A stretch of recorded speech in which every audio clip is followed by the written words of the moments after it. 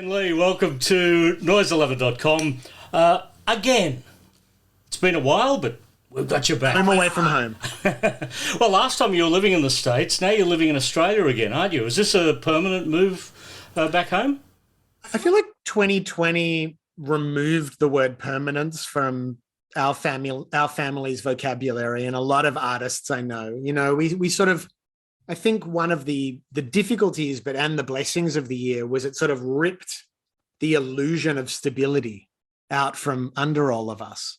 And so, we're just kind of like, we're being artists, which is going where the work is, where there's opportunity. It's been great for my daughter to it's the longest she's ever been here for, and really put some roots in to being in Australia and with her, grandma and family and all that. So yeah, we're here now. Who knows what's going on? Yeah. And for you too, growing up in Sydney and then coming back to live in Sydney, did you notice sort of changes or the similarities to what you remember in the early 90s?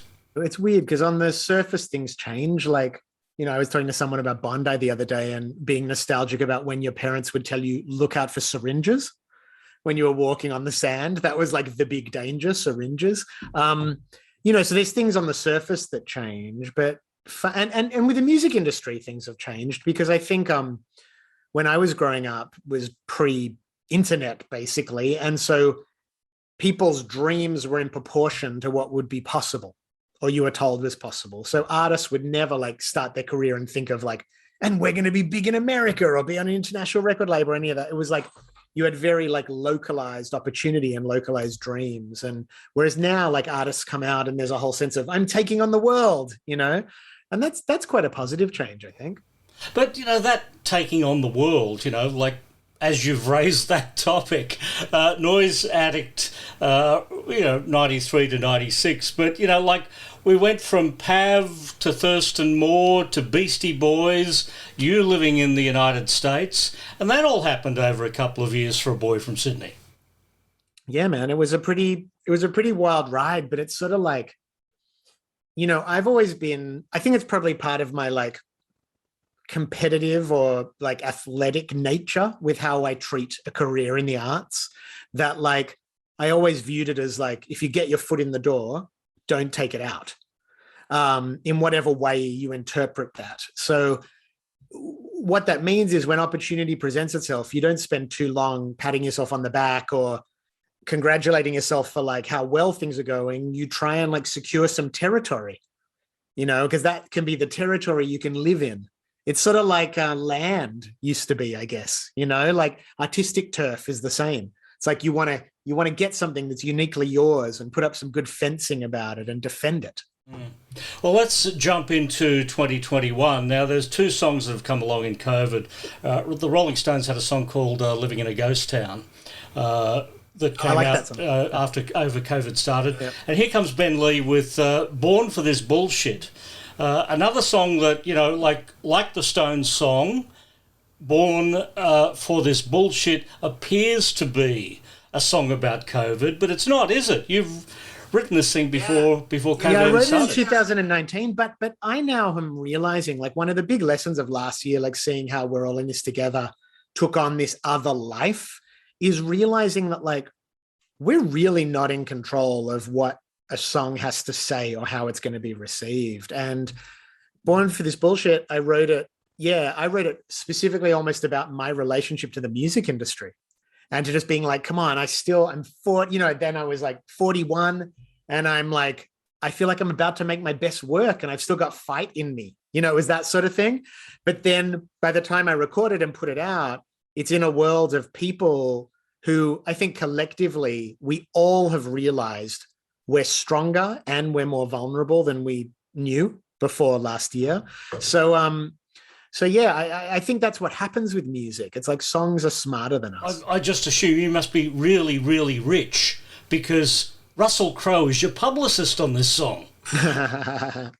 Yeah, Russell. Well, I just texted it to him because Russell, I love him and we're mates, but I also know that he's got that.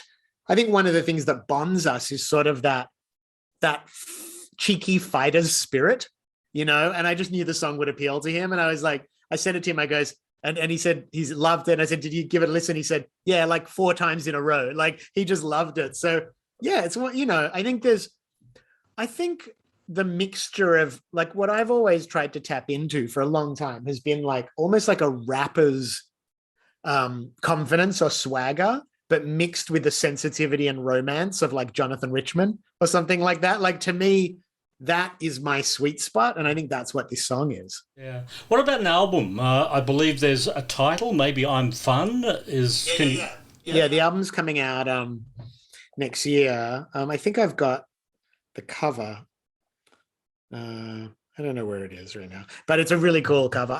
But yeah, it's called "I'm Fun" with an exclamation point. So you really have to say "I'm fun," and it's cool, man, because it's sort of like I thought I was going to make all these songs are real like songwriter songs. Like I wrote all of them, me and a guitar, no co-writes, no experimental collaborations. Just I sat and then I toured them and I finessed them and I got these songs like in good shape. And I was ready to record it that way. But then COVID happened and I ended up doing it the way everyone did, piecemeal, sending files back and forth. But I got to basically just create like a dream, like wish list of geniuses to work on the record. And they all started sending stuff back to me. So it was like Born for This Bullshit, I sent to Money Mark first and he put the piano and organ on. And then I sent it to Sadie Dupuis from Speedy Ortiz and then Joey Waronker. And, it came together. And the whole album's like that. So there's like John Bryan and Shamir and Georgia Mack and Sally and Darren Seltman and tons of people. And it was all done in this way, but it's super like, it's not like a collage studio record. It's a songwriter record. So it's kind of got the best of all worlds to me. Yeah. So it's not like special guests. It's actually your mates. Yeah. I mean, there's no one who I didn't know. But because of like the way friendships form now, some of them are through social media. Like me and Shamir, we met on Twitter and we've become good mates, but we've still never met in person because like through COVID and everything didn't bring, but I think that's one of the beautiful things. Like obviously there's issues with social media and how it's changing the way we perceive information and get fed information, but it's also doing a lot of good in terms of like how you can connect with people, just on vibe, like your network of vibe of family can expand outwards pretty radically. I noticed one name you didn't mention there was Ione Skye, your wife, who you've done collaborations with her in the past. Yeah. Was she asked to be on this record? Well, she like the stuff we've been doing together, it's like not really like in music. Like we've been hosting together like music and comedy and we've been directing together and doing stuff like that. But we have done songs, like we did all the songs for Nash Edgerton's short films, me and Ione did, but she's not a musician. But she is actually on the record. At the beginning of this song, Parents Get High, you can hear her going in the background, sounds good, like right before the song starts. Parents Get High. Is this sort of biographical? Yeah, it's biographical, it's autobiographical. I think it's everyone's story, because it's about being a kid, understanding exploration for expanded consciousness. The first exposure you have to that is through seeing your parents like have a drink or have a spliff or whatever they're doing, and it leads to you asking certain questions even subconsciously of like, what is happening in my parents' psyche when they get together with their friends and they're laughing and they're getting a bit loud, and there's like mystery in that. Yeah, those two songs that you mentioned, Make You Move and Beautiful Flirt, the Nash Edgerton movies, Spider and Bear. But there's a third one, Shark, that's coming out right now. It's still to come. The trilogy. It's a trilogy. Oh, man. That's right. Well, when we add Spider and Bear together, collectively they go for 20 minutes. So what are you going to do? Take it through to 30 minutes? I guess it'll be 30, basically. With the last one's really good. It's Nash and Rose Byrne, and it's called Shark. So you can probably guess the arc of what happens. Right. So this is, it'll be 10 years since Bear. I know, it's weird, isn't it? Because it's like, I mean, I kind of love those weird, like Nash just, was like the creator of, Mr. In Between and like show running that for the last few years and done features. But it's those passion projects that we keep coming back to for our own enjoyment, which is, I think, what that trilogy is. That really is like where you find someone's heart often. Yeah. So is there a Ben and Ione on that? Yeah. We did the last one. Wow, 3 songs. There's an EP. Yeah. There you go. Waiting to come. Yeah, she's been working down here. I think she'd been doing La Brea down in Melbourne. Yeah, she did La Brea, and then she did another show for the ABC that I'm not sure has a title yet. But yeah, she's been working. That's been great because we're very much like, we like to all be creatively engaged, like even the kids. And the idea of everyone just hanging around while I'm working is like, I don't love that idea. I like everyone getting nourished, and it's just been really good for the whole family. I saw a 5-minute trailer for La Brea the other day. It looks fantastic. Pretty epic, hey? It's that kind of like, it's like Lost or something, like those shows that are like an event. Yeah. I'm hanging out for A Rage in Placid Lake Part 2. Why haven't we had a sequel to that one? Well, I think the first one was not really a box office success, and I think that is somewhat of a prerequisite to having a sequel. But we did say, someone actually on Twitter, I think the other day, said you should do a sequel when me and Rose are the parents, and then the kid like rebels against us, which I thought was pretty good. Yeah. The Catch My Disease that I was actually listening to this week. It's funny, isn't it? Songs like Catch My Disease, we're all in this together. You know, how it's all songs from decades ago that are coming back and overlapping with our culture today.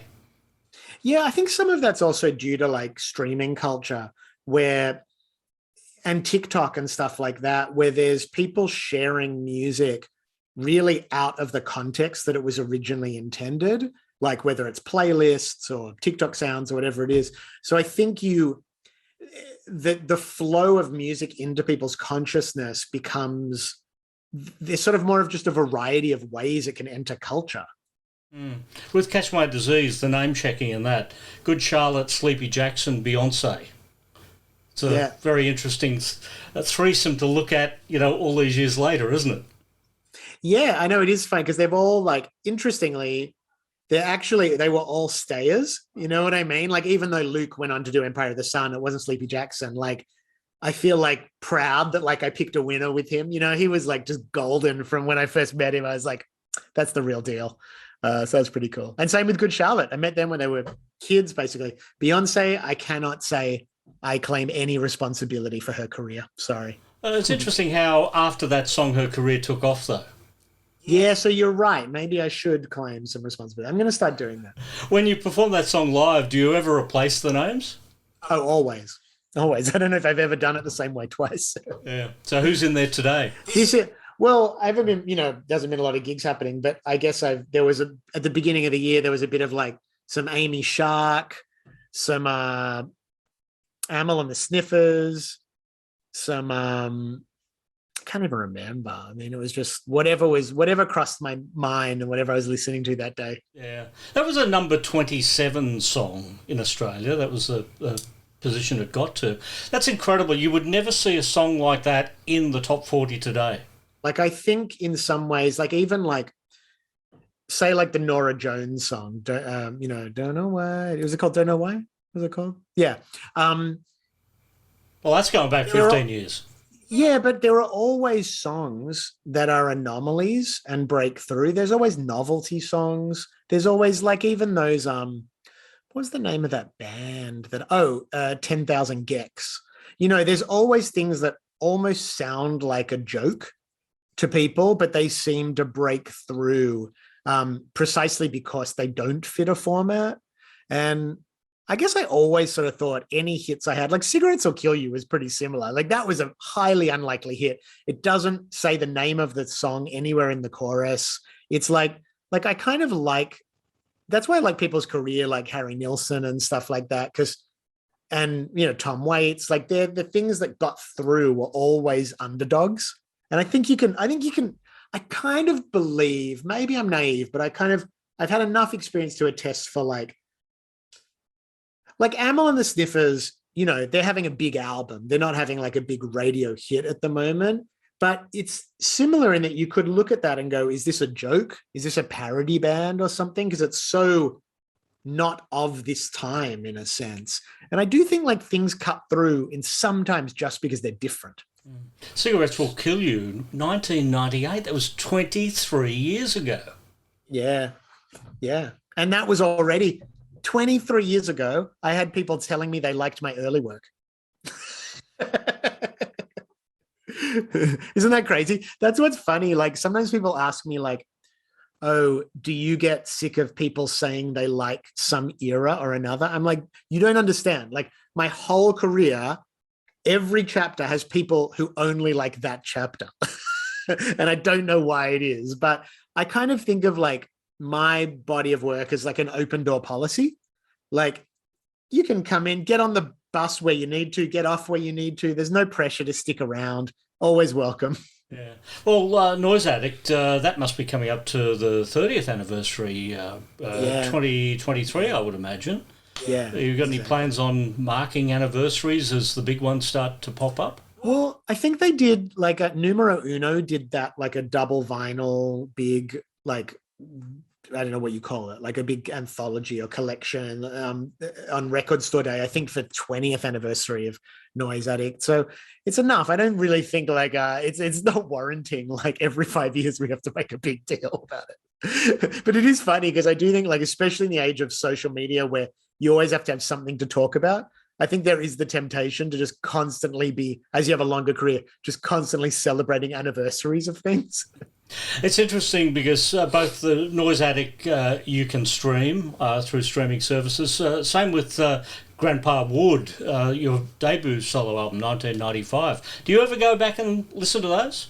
No, I mean, if there's some reason to, but the reason you make music is like, it's to meet a need in yourself. You know, like I generally I write songs that I want to hear and that I can't hear anywhere else. So when I'm in a different time of my life, I don't need that same balm, you know, for my own healing. Like I'm listening to my new record a lot because I made it for myself. So I'm listening to it because it like pumps me up in the right way. Yeah. Having such a famous father-in-law as you have with Donovan Leitch, do you use him to listen to some of your stuff before you release it ever? I have done. Yeah, and we've had like hangs passing the guitar back and forth and everything. Yeah, it's cool. I mean, one of the things I like about him, and similarly with Tom Robbins, you know, who I've worked with, also older, is that like the commitment to staying creative. Like it's interesting how people in sort of like quote unquote straight jobs, they can retire from them one day. But as an artist, and especially as a public artist, it doesn't end. Like you can take a 10-year hiatus from making work, but the question will burn inside you and it will continue to burn, you know? So it's kind of inspiring when you hang out with older guys and you realize at the end of the day, it's the same. They like Don likes picking up a guitar, playing it, the sound of the song coming out, the sound coming out of his voice. It's like beautiful to him. Tom likes coming up with ideas. He likes talking. Like it's almost like the childlike part of you. Like you have to stay in contact with that. Have you ever recorded with Donovan? He did some backing vocals on a song called Happiness from a couple albums ago. Love is the Great Rebellion. He does this great voice. He goes, I'm happy. Really nice backing vocal. But yeah, we haven't done anything more than that. In the meantime, we've got the new album coming out, I'm Fun, the new song out there now, Born for This Bullshit, as given the seal of approval by Russell Crowe. So, you know, like if Russell says go and listen to Ben's new song, listen to Ben's new song. Look, you have any dealings with Russell, it's like when he's insistent, you just do it. It's all good. And, you know, and he's insistent on this one. Perfect stuff. Good to see you at Noise 11. Cool, mate. Take it easy. Much appreciated.